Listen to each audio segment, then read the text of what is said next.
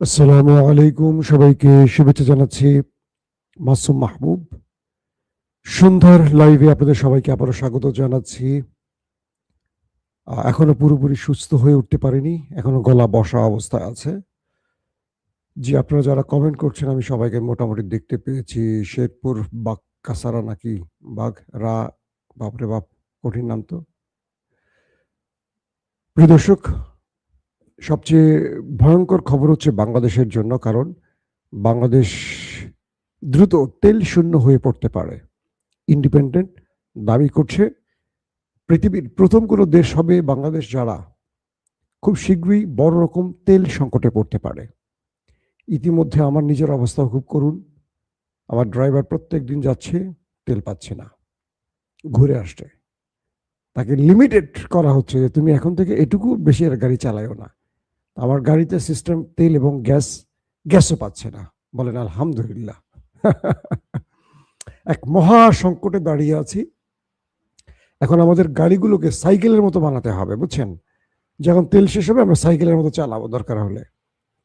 বাংলাদেশের সামনে মহা বিপদ যদি যুদ্ধ না থামে। আবার বলছি, আমরা আপাতত সংবিধান আর গণভোট নিয়ে আছি, তো আমাদের সামনে অনেক বড় বিপদ আসবে। কারণ মার্কিন যুক্তরাষ্ট্রের ওয়ার্ল্ড অর্ডার ভেঙে পড়তেছে, এটা আমরা আশা করতে পারি। আবার যে বাংলাদেশ, আমেরিকা এবং ভারতের পা চেটে টিকে থাকতে হয়, যাদের সরকার বা যাদের সিস্টেম, যে দেশটির অর্থনীতি সকল ব্যবস্থা, তারা বড় বিপদে পড়বে। কারণ ইরান ইতিমধ্যে বাংলাদেশের ব্যাপারে অসন্তুষ্টি জানিয়েছে।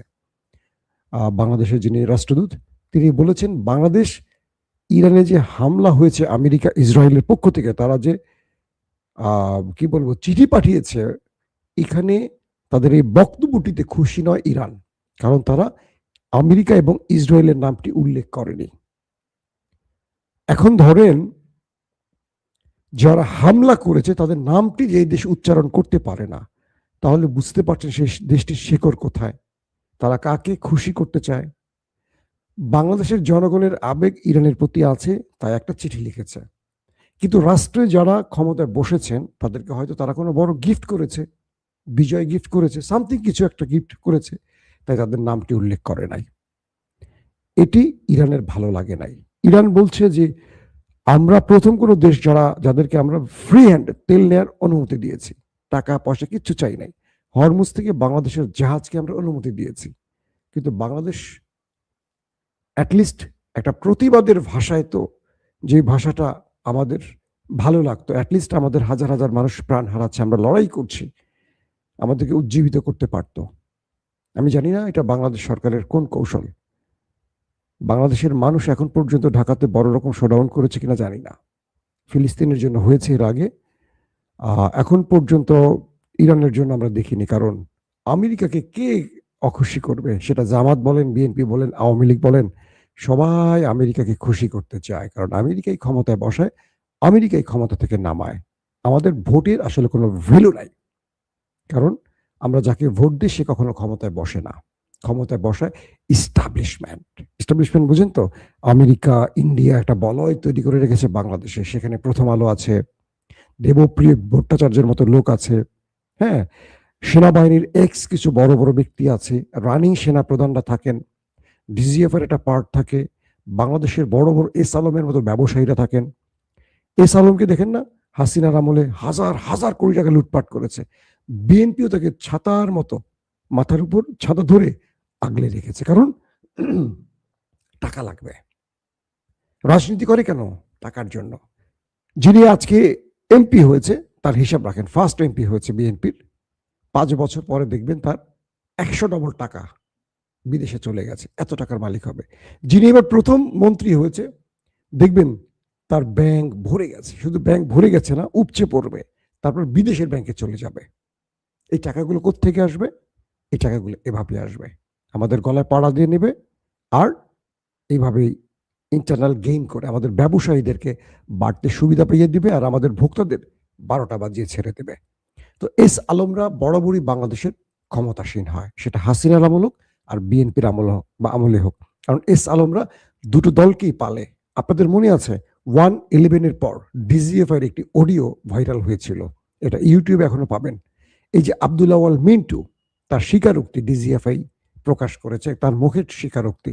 তাকে জিজ্ঞেস করা হয়েছিল, তিনি হাসিনাকেও টাকা দিতেন নির্বাচনে, বিএনপিকেও টাকা দিতেন নির্বাচনে। অতএব যে দলটি ক্ষমতায় আসুক তিনি সবসময় ক্ষমতাবান থাকবেন। আজকে তিনি বিএনপির অনেক বড় পদের লোক, জানেন তো আপনারা। এটা হলো এই রাজনৈতিক দলগুলোর চরিত্র।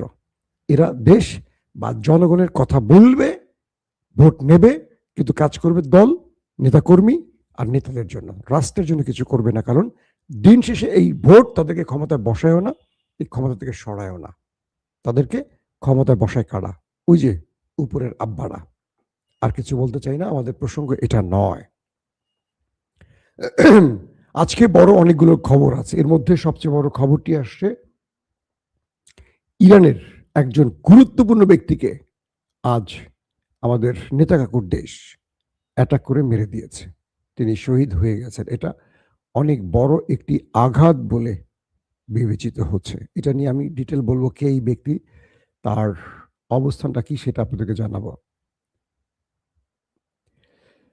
প্রিয় দর্শক, লেবানন থেকে দখলদার দেশটির মধ্যে অব্যাহত আক্রমণ চলছে।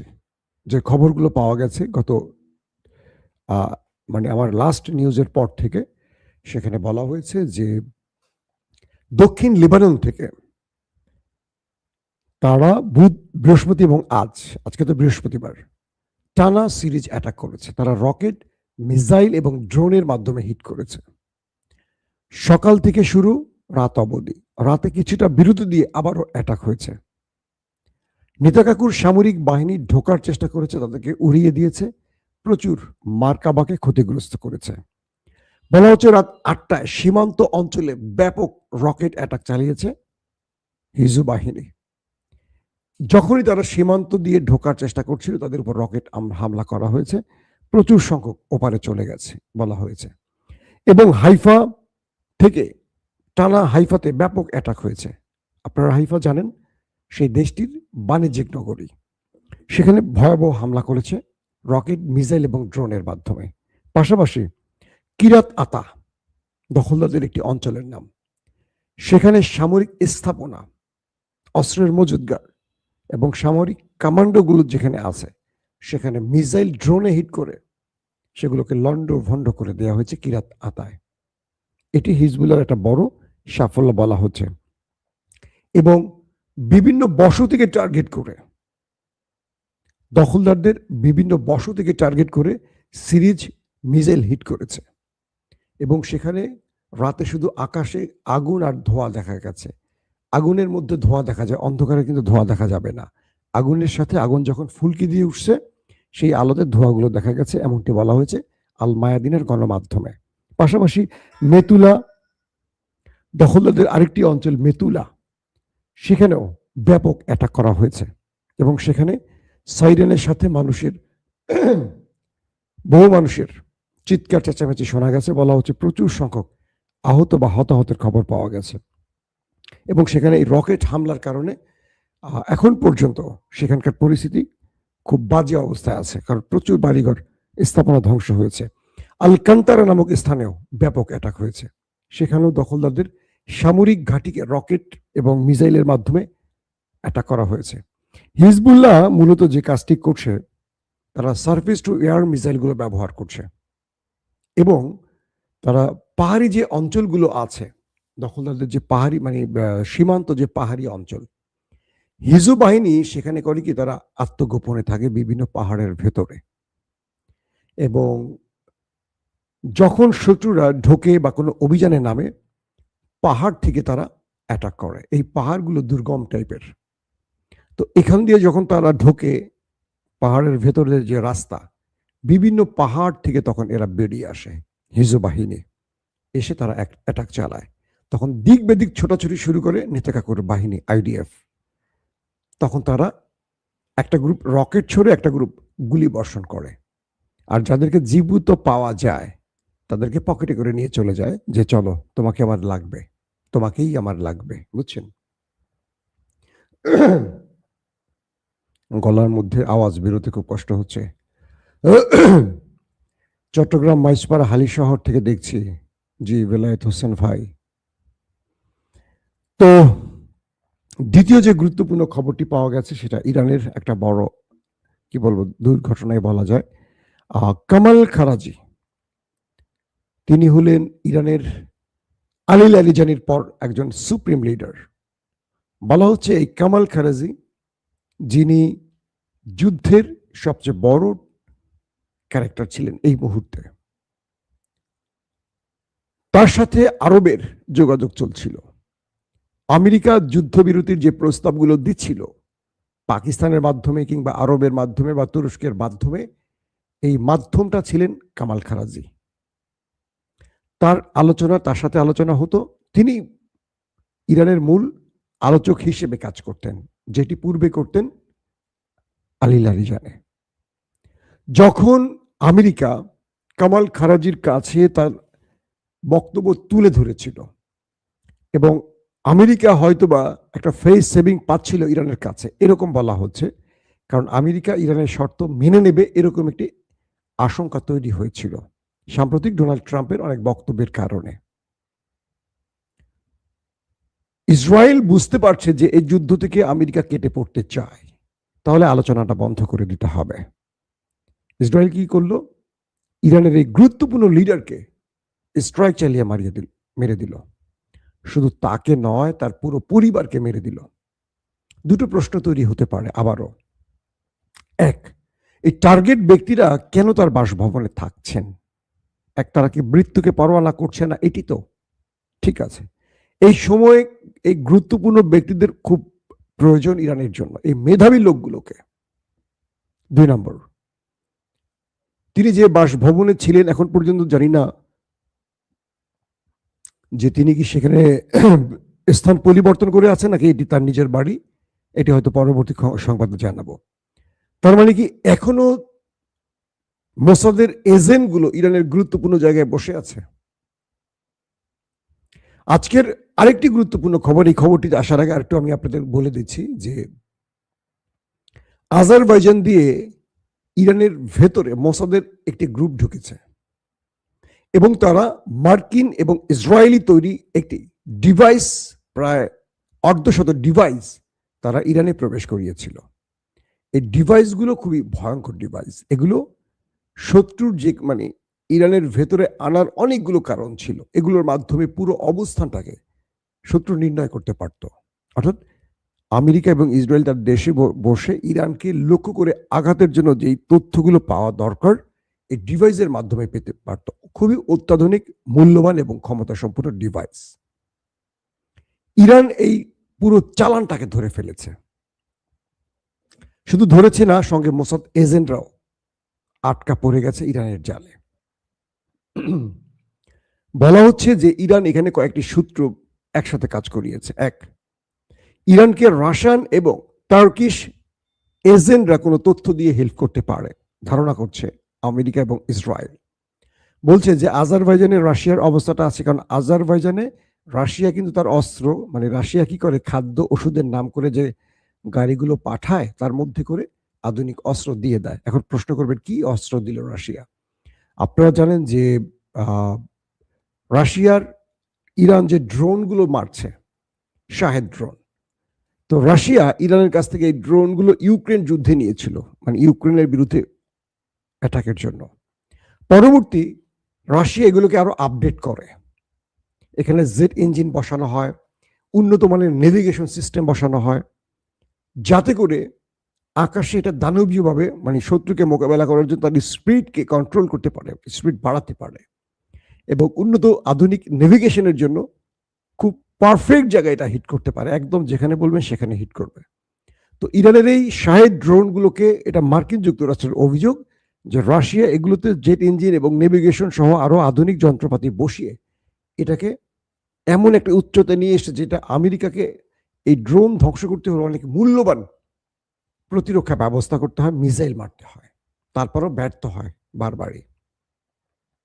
তো রাশিয়া এই ড্রোনগুলোকে ইরান থেকে নিয়ে আবার সেটাকে আরো আপডেট করে এই আজারবাইজান পথ দিয়ে ত্রাণের গাড়িতে করে ইরানে ঢুকিয়েছে, এমন অভিযোগ আমেরিকার, যদিও এটি স্বীকার করেনি রাশিয়া।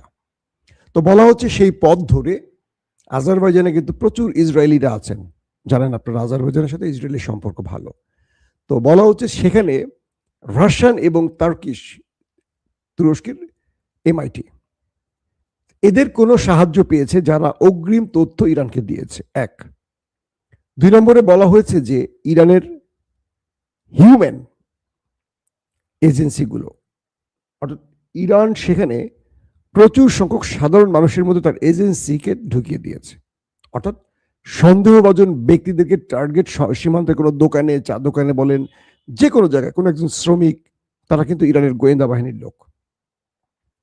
এইভাবে ইরান সীমান্তের প্রতিটা লোকের উপর নজরদারি রাখছে এবং তারা সন্দেহভাজন লোককে টার্গেট করছে। তো বলা হচ্ছে যে মোসাদের এই পুরো টিমটিকে, যারা এই মূল্যবান কি বলবো প্রযুক্তি নিয়ে বা ডিভাইস নিয়ে ইরানে প্রবেশ করতে চেয়েছিলেন, তাদেরকে ধরে ফেলে। শুধু ধরে ফেলে না, তাদের মাধ্যমে আরো বড় কয়েকটি আস্তানার খবর ইরান উদ্ধার করে ফেলে। ইরান ইসরায়েলের 12 দিনের যুদ্ধের পর ইরান এ পর্যন্ত কয়েকশো মানুষকে শুধু ফাঁসিয়ে দিয়েছে মোসাদের এজেন্ট হিসেবে, এবং বলা হচ্ছে কয়েক হাজার মানুষকে শুধু গ্রেফতার করেছে। পাশাপাশি ইলন মাস্কের স্টারলিংক, এটা চোরাই পথে ইরানে ঢোকানো হয়েছে, তাই স্টারলিংকের অফিসকে এবার ইরান টার্গেট করবে ঘোষণা দিয়েছে। তো বলা হচ্ছে যে এই মোসাদের এজেন্টটাকে, মানে গ্রুপটাকে ধরতে পেরে ইরান অনেক বড় বিপদ থেকে বেঁচে গেছে, কারণ এই ডিভাইসগুলো ঢুকে গেলে ইরানের সারে সর্বনাশ হয়ে যেত। পাশাপাশি ইরান আজকে দখলদার দেশটিতে ব্যাপক অ্যাটাক করেছে। দর্শক, সেই খবরগুলো আমি চেষ্টা করব আপনাদেরকে রাত 11টার দিকে দেওয়ার জন্য। আমি এই ভিডিওটাকে আর লম্বা করতে চাই না। আমার এক দর্শক, কি সন্দীপ গ্রামের ছেলে, থাকি দুবাই, দ্বীপ সুফিয়ান। ও বাবা, দুবাই থাকেন ভাই? সন্দীপ থেকে কি জন্য একটা ভালো, ও মাসুম ভাই রোমান্টিক গান লিখবেন? জি ভাই, লিখবো। আপনারা প্রিয় মিউজিক ভিডিওটা ভালো করে চেক করবেন, সেখানে আমার লেখা গান থাকে। আমার অবসর সময় আমি মাঝে মাঝে বাংলা গান লিখে থাকি, আপনাদের ভালো লাগতে পারে। চ্যানেলটার নাম হলো প্রিয় মিউজিক বিডি। এখানে যতগুলো গান পাবেন আমার লিখা। অনেকে মাসলা দিবেন না ভাই, জগতে অনেক খারাপ কাজ থেকে নিজেকে বাঁচিয়ে রাখার চেষ্টা করি, অ্যাটলিস্ট বিনোদনের জন্য বাংলা গান একটু শোনার চেষ্টা করি বা লিখতে চাই। মাসলা তো সবাই দেন, অনেক বড় বড় মাসলার জায়গা আছে, সেখানটাকে আগে ঠিক করেন, রাষ্ট্রকে ঠিক করেন, রাষ্ট্রকে ইসলামের ভিত্তির উপর তৈরি করেন। প্রত্যেকে ভালো থাকবেন। আল্লাহ হাফেজ।